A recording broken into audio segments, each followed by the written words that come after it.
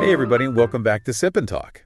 It's funny, this week I almost got a ticket. You'll never guess what for. Let me guess, jaywalking. Nope. Even worse, I got busted for feeding pigeons in the park. Seriously? Yeah, I know, right? You'd think I was committing a felony with how the park ranger reacted. Those pigeons can be pretty aggressive, though. Tell me about it. They practically attacked me for a handful of crumbs. Well, at least that's less controversial than what we're diving into today. Oh, you mean J.D. Vance's speech at that Munich security conference? Yeah. Yeah, that was something else. I swear I needed a stiff drink after reading all the commentary about it online. Speaking of drinks, have you had a chance to try that new whiskey I recommended?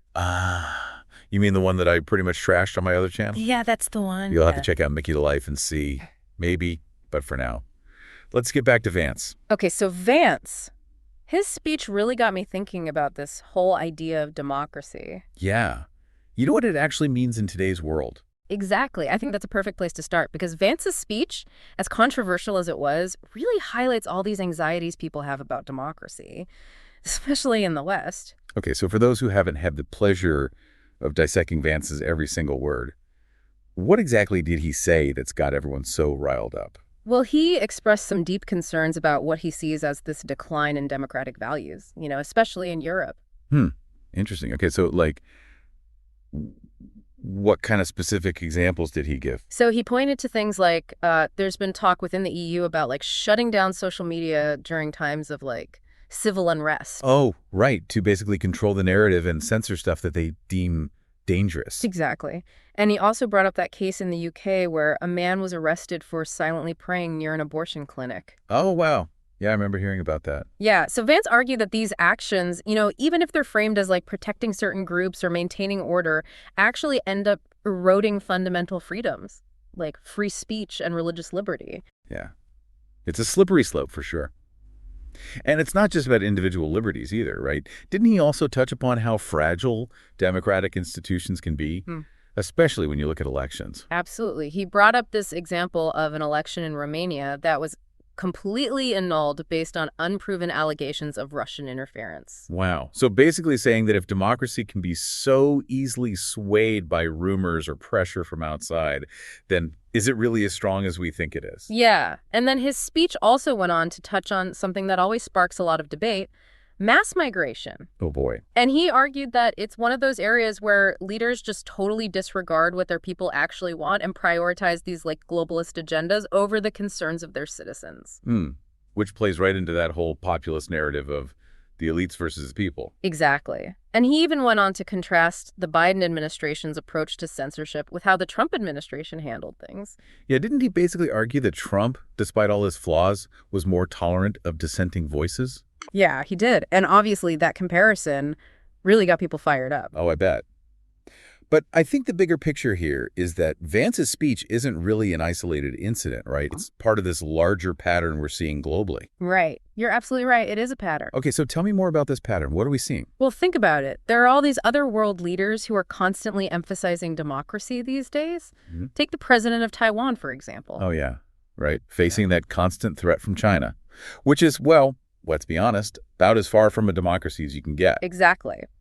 So when these leaders talk about democracy, they're not just talking about some abstract principle. They're drawing a very deliberate contrast between their systems of government and those of their rivals, like China and Russia. It's almost like they're saying, hey, world, look at us. We're the good guys.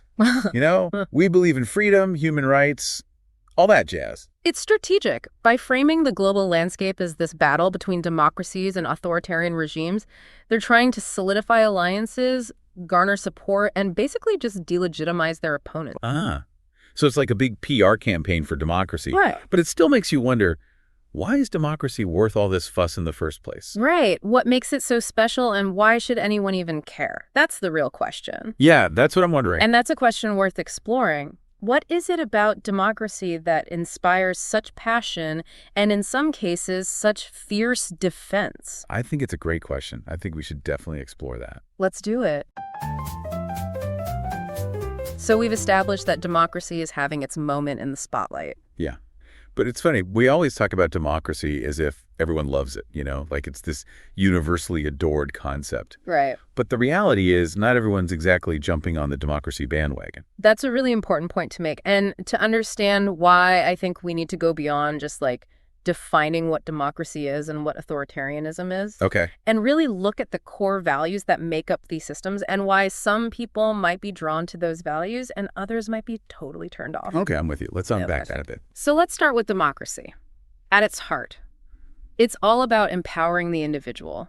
Oh. It's based on the idea that everyday people should have a say in how they're governed and that power shouldn't be concentrated in the hands of just a few. Right.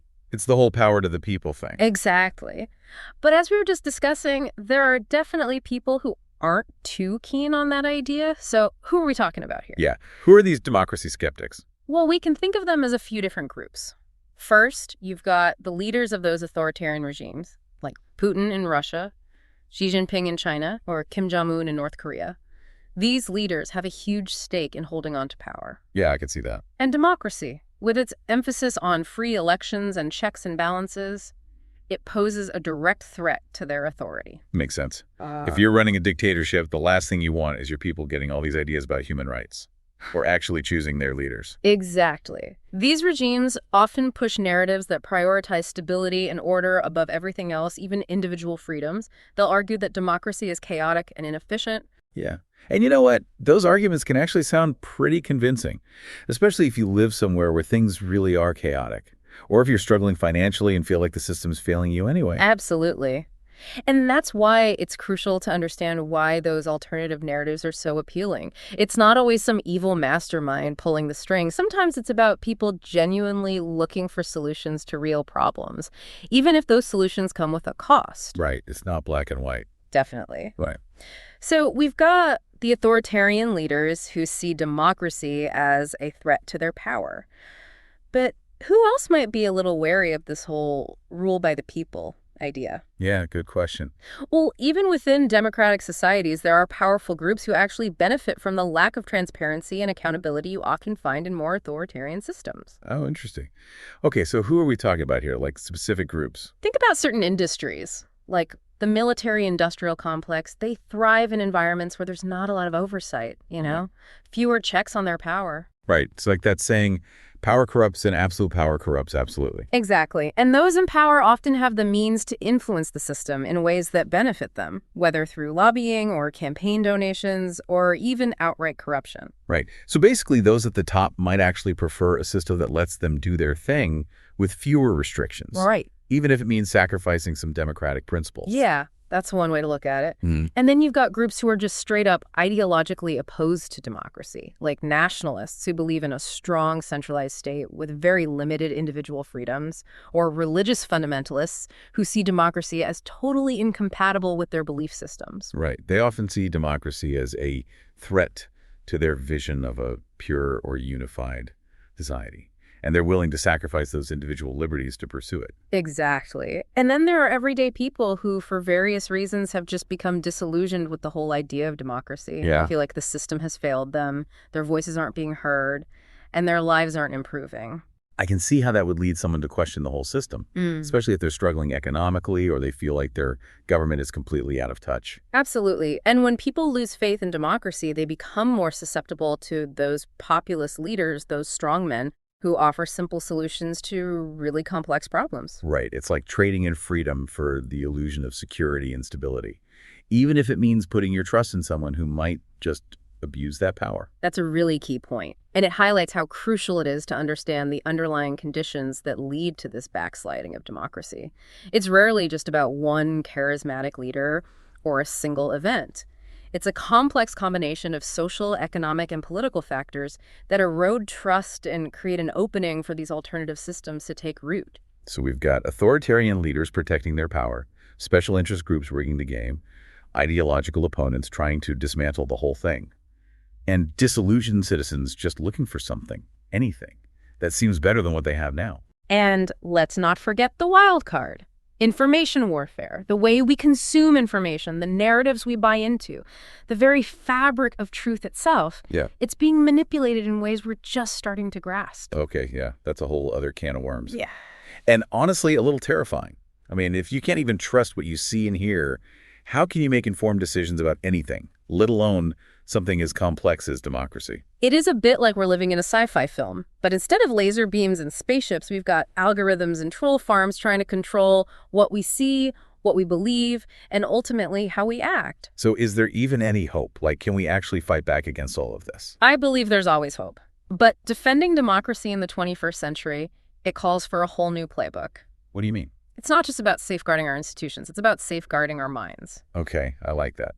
What do you mean by protecting our minds? Think about how information warfare works. It preys on our cognitive biases, our emotional vulnerabilities, our tendency to seek out information that just reinforces what we already believe. It's like those targeted ads that pop up and you're like, whoa, how did they know I was thinking about that? Exactly. And when you combine that level of personalization with sophisticated propaganda, it becomes incredibly effective at influencing public opinion and sowing division. So how do we fight that? Do we all have to become like super sleuth fact checkers, constantly dissecting every bit of information? That sounds exhausting and honestly, probably not realistic.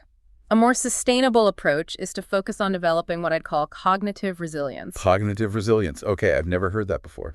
Oh. Tell me more. It's about learning to be skeptical of the information that's constantly bombarding us. It's about learning to recognize those manipulation tactics and propaganda techniques. And it's about being open to challenging our own biases and assumptions. So it's not so much about memorizing all the facts. It's more about developing a mindset that's just less susceptible to manipulation. Exactly. It's about recognizing that we're all vulnerable to this and taking steps to protect ourselves, not just from the misinformation, but also from our own biases. Makes sense. Yeah. But it can't just be about individuals becoming more informed and discerning. Right. We need changes on a larger scale. Absolutely. We need to hold those social media platforms accountable for the stuff they allow on their sites. And we need to figure out how to regulate online advertising without stifling free speech. It's a tough balance to strike. It really is. We want to protect people from harmful content, but we don't want to end up in a society where you can't even voice a dissenting opinion. Right. It's all about finding that sweet spot. Exactly. And we need to invest in quality journalism and education. We need to give people the critical thinking skills they need to navigate this crazy information landscape and to engage in constructive dialogue, even when we disagree. It sounds like a mountain of work. It is, but I truly believe that the future of democracy depends on it. I think you're right. Because ultimately, democracy isn't just about rules and laws, it's about people. It's about our collective capacity to engage in reasonable debate, to make informed choices, and to hold our leaders accountable. Well said. So if we're to distill all of this into one key takeaway for our listeners, what would it be? I'd say this: be aware, be critical, be engaged. Be aware of all the forces out there trying to influence you. Be critical of everything you read and hear. And be engaged in the fight to protect democracy, both in the real world and online. Because at the end of the day, democracy really is a team effort. We all need to participate and stay vigilant. Exactly. And on that note, I think I'm ready for that whiskey you recommended. Even if it tastes like dirt, at least it'll be a real experience. Unfiltered and unmanipulated. You're on, but fair warning. You might need a chaser. And speaking of real experiences, don't forget to check out Mickytolife for all your unfiltered whiskey reviews and travel adventures. We'll catch you in the next deep dive.